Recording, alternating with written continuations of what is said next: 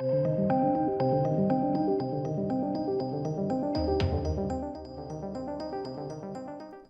ladies and gents, I saw the headline to this and I was like, what? What's going on? Why can't we just be happy? Now, this is on The Hollywood Reporter. They're basically saying why Godzilla vs. Kong is it's just down to the pandemic. It's an anomaly. It's because people don't actually like it, rather than people like it. Very strange. Very, very strange. So I thought we'd get into it, really, because I think this shows how, like, fickle sort of mainstream media are. Jasper's dropped in for a cameo, as always. How you doing, bro? Cheers, mate. Thanks. I've got your back. You got my back. Epic. Anyway, so that's what we're going to dive into today. Sorry, just had a moment with my dog. If you want to check along, it's down below in the description box. Also, ladies and gents, just got to say, down below in the description box is the link to my Blu-ray for Blackfields.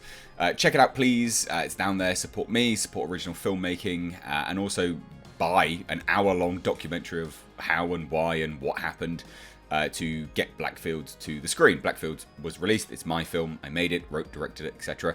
And the Blu-ray is available. Loads and loads of extras. You're not buying the film because that's for free. You're buying basically an hour-long film about the film. So check it out. But anyway, let's dive into it. Oh, that's linked down below in the description box. Let's dive into it, right? So again, I saw this headline and I was like, that's so strange. So fickle. So fickle. You know, whereas other people are just focusing on how positive it is, they do the sort of counter spin on, oh, well, it's because it's just the pandemic. And I get that. I like doing counter spins on things. I think it's important to, you know, not do kind of confirmation bias and things like that. But let's check it out, right? The impressive 48.1 million domestic bow signals pent-up demand for moviegoing, but studio insiders caution amongst seeing a day and date release as the norm. Is this them trying to push streaming? I think so. I do think so, which is weird, to be fair. Very, very weird. So the debut of legendary and Warner Brothers' Godzilla vs. Kong on HBO Max on March 31st, the same day the big budget pick opened in theatres, became an afterthought when the Monster Showdown roared to a 48.1 million opening at the domestic box office. It's now made like 285.1 million or something like that. It's insane. It's doing really, really well. Now it says, by far a pandemic best and providing a huge jolt of confidence for the theatrical business. And I think that's true. I bet you anything when theatres open up here in the UK, it's going to be the same. People are sick and tired of just sitting around their houses doing fuck all. People want to be out. They want to watch a big dumb monster movie. I don't get why there's something like nefarious about it. Oh, it's just because of the pandemic. No, like, people want to do these things anyway. Now they actually have the chance to go and do it. We never saw this. There was none of this when Wonder Woman 1984 came out. Was there? So odd. So HBO Max doesn't divulge viewership figures, so it's unclear the extent to which the MonsterVerse tentpole drove subscribers to the $15 a month service. But the consensus among industry insiders is that a simultaneous debut will not become the industry norm for big tentpoles post-pandemic, out of fear of hurting a movie's box office chances. There were unique circumstances surrounding Godzilla. It was alone in the marketplace, says a rival studio executive. What it shows me is that people are dying to get out of the house and go to a movie theatre. And I'd agree with that. I will agree with that massively. Wall Street came to the same conclusion. Again, people speaking sense. A year from now, I'd be surprised if anybody would do this. You can't draw any real conclusions from Godzilla vs. Kong in regards to HBO Max. These aren't real conditions. Now, I don't know what they're referring to with HBO Max there. They haven't fully explained it, to be fair. And others agree. I still believe that in order to maximize revenue, you still need an exclusive theatrical window. And again, I absolutely agree with that as well. But isn't it funny that the headline is, oh, it's a pandemic anomaly? Because the headline seems to be pushing streaming and downplaying Godzilla vs. Kong, whereas all of the commentary from industry insiders is all like, no, people want to go back to theatres. What are you talking about? Push theatres. Push theatres. Which makes sense to me, anyway. Others agree. I still believe that in order to maximise revenue, you need that exclusive window. The window might be shortened, but you still need to start with that, says analyst Eric Handler of MKM Partners. What we got was a victory for Theatrical. It's a nice win in a crappy environment. Yeah, I think I did a stream saying, like, or a video anyway, like, theatres are saved, or, like, it's proving theatres have future. And I've said this many times. And I'm happy to see it sort of coming to fruition here.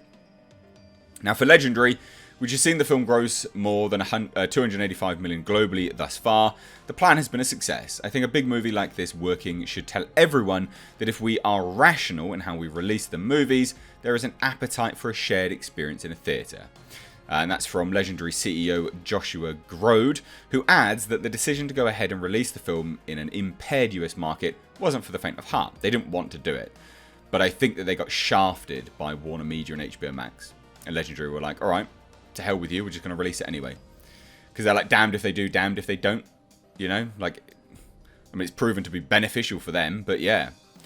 And again, I'm very, very happy that this seems to indicate that theatres have a future. Like, watching a movie at home is just not the same. It's not an experience. It's more disposable. You begrudge it more, you know.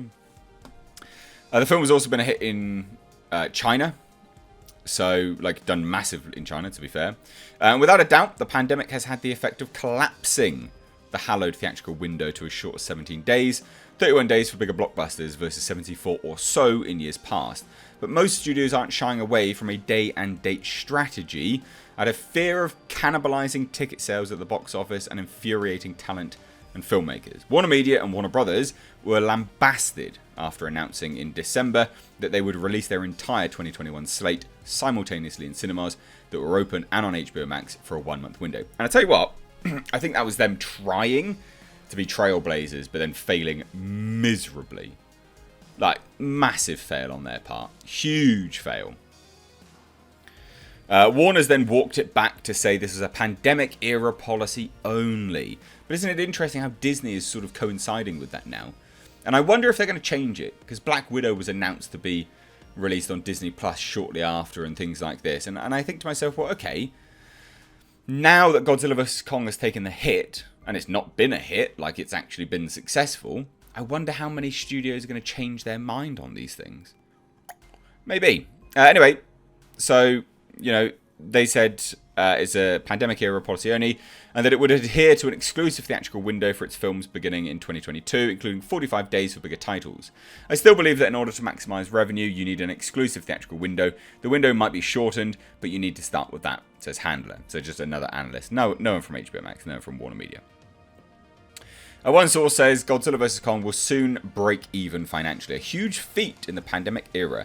Yet Hollywood veterans caution that the MonsterVerse feature, and this is where they poo-poo it, had the advantage of facing zero competition in terms of other movies, notes one top exhibitor. These are still pandemic rules.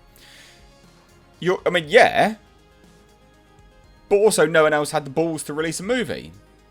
So Legendary were really smart about this. They were like, well, we're damned if we do, damned if we don't. We'll just release it. Who cares?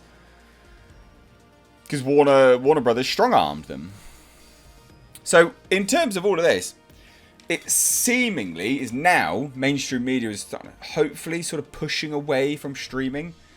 Because a few months ago, it's no streaming, full steam ahead. We love streaming. We love it. HBO Max. Yeah, num. Let me brown nose you. But they do downplay it. They're like, oh, it's only because it's pandemic. Oh, it's because there's nothing else there. You've got to remember, Kong Skull Island made a lot of money. The biggest, actually, of the MonsterVerse movies. Highest grossing. So I think about that and I'm like, well, you're downplaying it quite a lot there. You know, it's almost like these people don't want to admit that, you know, people do just like big, dumb, fun monster movies. You know, like we know it's not Oscar bait. It's okay. We can still like it. Which is fascinating, to be perfectly honest. But I thought I'd share this video with you because I thought it was interesting myself. So let me know what you think down below in the comment section if you're new here. Please do hit subscribe. Thanks so much. Take care.